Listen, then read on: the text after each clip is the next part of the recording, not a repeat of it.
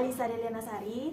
Kali ini akan mengedukasi teman-teman untuk bagaimana caranya sih bisa membaca Al-Quran dengan lancar dan baik. Kadang kan kita suka nih berpikir, wah, cara membaca Al-Quran itu sangat susah, untuk memahami Al-Quran itu juga sangat susah ya.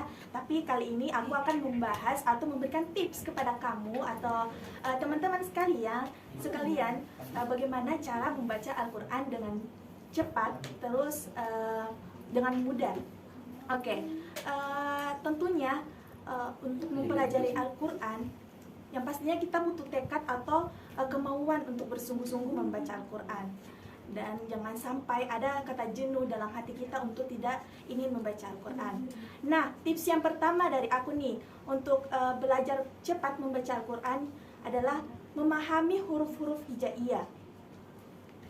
Kalau dalam bahasa Indonesia itu huruf abjad sebagai ejaan A, B, C, D adalah huruf vokal yang biasa digunakan dalam bahasa Indonesia, maka dalam bahasa Arab atau dalam Al-Quran itu ada yang namanya huruf hijaiyah, yang dimaksud adalah ejaan dari bahasa Arab yang digunakan dalam membaca Al-Quran.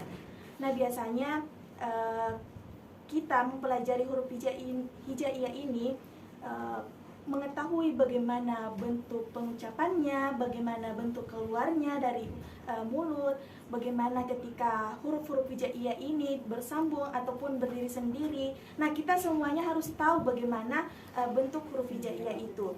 Nah, tips yang kedua adalah mengetahui tanda ataupun harakat dalam huruf hijaiyah itu sendiri. Bagaimana sih caranya kita membaca Al-Quran kalau kita sendiri tidak tahu apa tanda-tanda dalam huruf hijaiyah itu? Nah, makanya tips kedua itu harus mengetahui tanda-tanda yang ada di dalam Al-Quran itu sendiri.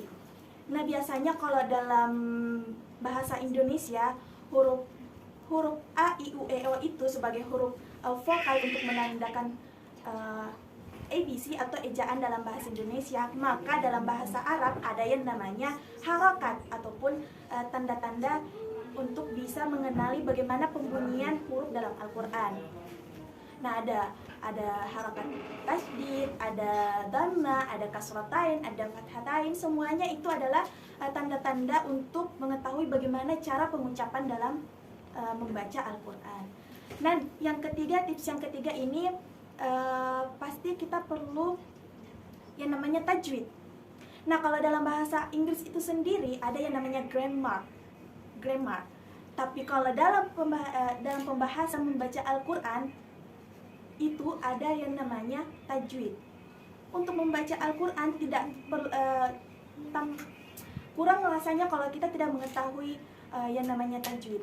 Walaupun kita tahu huruf hijaiyah, kita tahu tanda-tandanya, tetapi kalau kita tidak tahu tajwidnya, maka dalam membaca Al-Quran itu sendiri ada yang kurang ataupun keliru ketika membaca Al-Quran.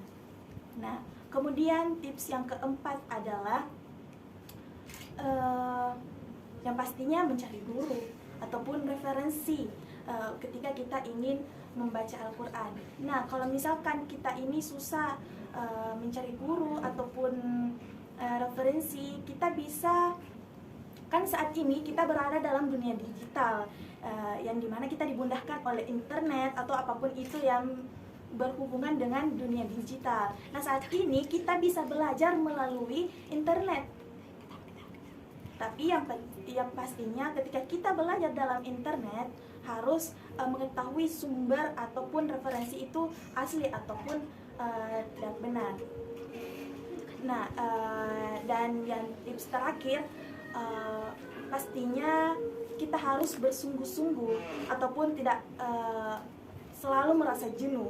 Karena kenapa? Ketika kita ingin membaca Al-Quran atau serius ingin mengetahui bagaimana cara pengucapan huruf-huruf hijaiyah dalam Al-Quran, maka tekad ataupun kemauan kita harus ditekankan sebaik mungkin. Karena sama saja kalau misalkan kita ingin mengendarai motor ataupun mengendarai mobil, kita tidak bisa tanpa ada kemauan dari diri kita sendiri. Makanya sama dengan membaca Al-Quran, ketika kita ingin mempelajari Al-Quran ataupun ingin pandai dalam membaca Al-Quran, maka kita harus tekadkan dalam diri kita sendiri bahwa harus bersungguh-sungguh, harus bisa bagaimanapun caranya untuk bisa mempelajari Al-Quran itu sendiri. Nah, mungkin itu tips-tips dari saya sendiri. Mungkin di luar sana teman-teman bisa aplikasikan dalam kehidupan sehari-hari, apalagi bagi yang pemula ingin membaca Al-Quran atau mempelajari Al-Quran. Dan ingat, ketika kita mengaplikasikan tips-tips ini, kita juga tidak lupa untuk mencari bagaimana cara memahami Al-Quran itu sendiri, karena kurang pas rasanya kalau kita sudah tahu membaca Al-Quran tetapi tidak bisa memahami isi Al-Quran itu sendiri, maka hasilnya sama dengan sia-sia saja. Oke, itu dari saya. Sekian, wassalamualaikum warahmatullahi wabarakatuh. Bahasa Arab atau dalam Al-Quran itu ada yang